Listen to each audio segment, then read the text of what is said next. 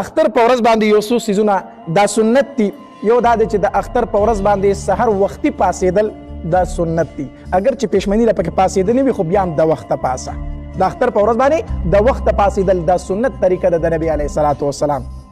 دویم د اختر په ورځ باندې غسل کول دا سنت دی. غسل وکړه د اختر په ورځ باندې.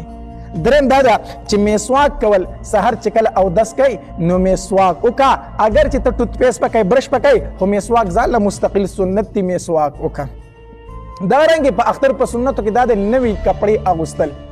نوي کپړې ځان له کو دي جوړې کړي خو نوي کپړې واچوه او کو نوي دي جوړې کړي نو په زړو کپړو کې چې کومې صفا کپړې دي او نوي کپړې دي هغه ور واچوه. نو د اختر په ورځ باندې نوي کپړې اچول د شریعت مطابق ځان سنبالول دا سنت طریقه ده د نبی علیه الصلاة والسلام. د اختر په ورځ به ضرور ځان سنبالئ، خیرن خیچن به نه ګرځئ د اختر په ورځ باندې. ښه دا د سنتو خلاف دي. دارنګې د اختر په ورځ باندې خوشبو لګول دا سنت دی د نبی علیه الصلاة والسلام چې کومه ښکلې خوشبو در سره پرته ده د اختر په ورځ باندې دا ولګوه، په دې کې ډېر زیات ثواب دی. دارنګې د اختر د مانځه نه مخکې خوږ څیز خوړل دا سنت دی د نبی علیه الصلاة والسلام. چې اختر مانځه نه راغلی د هغې نه مخکې خوږ څیز وخوره او که کجوره دې وخوړله دا ډېر زیاته بهتر ده. دا سنت دی د نبی علیه السلام. نبی علیه السلام به اکثر چې د اختر مانځه راتو د ورکوټي اختر مانځله د هغې نه مخکې به یې کجوره وخوړه او که تاک عدد یې وخوري نو ډېر ثواب دی پکې.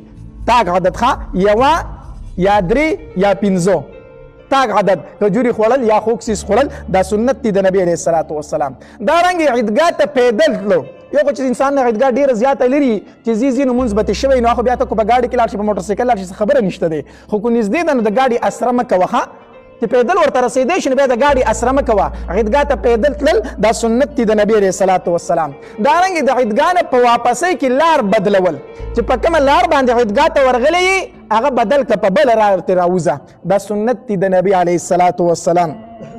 دارنګې چې کله عیدګاه ته ځې د مانځه دپاره نو په ښکته اواز باندې په کم اواز باندې تکبیر ویل الله اکبر الله اکبر لا اله الا الله والله اکبر الله اکبر ولله الحمد دا په پټه پټه باندې په کم اواز باندې ویل دا سنت دی د نبی علیه الصلاة والسلام. په لوی اختر کې خو په لوړ اواز باندې وایي که نه، په ورکوټي اختر کې په کوز اواز سره ویلو.